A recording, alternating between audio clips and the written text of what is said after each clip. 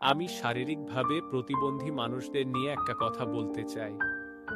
অনেকেই যখন আমাদের সঙ্গে দেখা করে তখন হয় দয়া দেখায়, নয়তো স্বাভাবিক মানুষ হিসেবে দেখে না।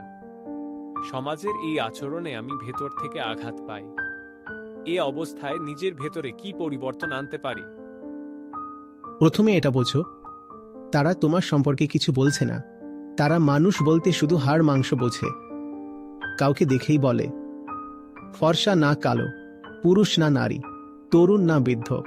তাদের চোখে শুধু শরীরটাই ধরা পড়ে। আমরা এমন কত মানুষকে চিনি যারা শারীরিকভাবে আংশিক বা সম্পূর্ণ অক্ষম ছিলেন, তবু মানবতার ইতিহাসে অসাধারণ অবদান রেখে গেছেন। এক অর্থে এটা তোমার সৌভাগ্য। প্রকৃতি যেন তোমাকে একটা ছাঁকনি দিয়ে দিয়েছে। যে মানুষ তোমাকে তোমার শরীর দিয়ে মাপে, তাকে ছেঁকে আলাদা করে দাও। সে তোমার যোগ্য নয়। আর দয়ার কথা, নিজের মর্যাদা রক্ষা করো। কারো দয়ার পাত্র হয়ে বাঁচবে না। কেউ যদি দয়া দেখাতে আসে, সরাসরি জিজ্ঞেস করো, ভাই, হিসাবটা কি? কোন দামে এই দয়া? আগেই পরিষ্কার করে নাও। পরে যেন এসে না বলে, আমি তো দয়া দেখিয়েছিলাম, এখন বদলে এটা চাই। ভুলো না, নিঃস্বার্থ হওয়া খুব বিরল। প্রায় দেবত্বের স্তর লাগে। যতটা পারো স্বাবলম্বী হও।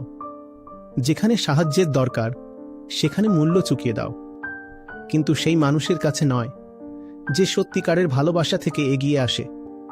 তার বাইরে লেনদেনটা পরিষ্কার রাখাই ভালো।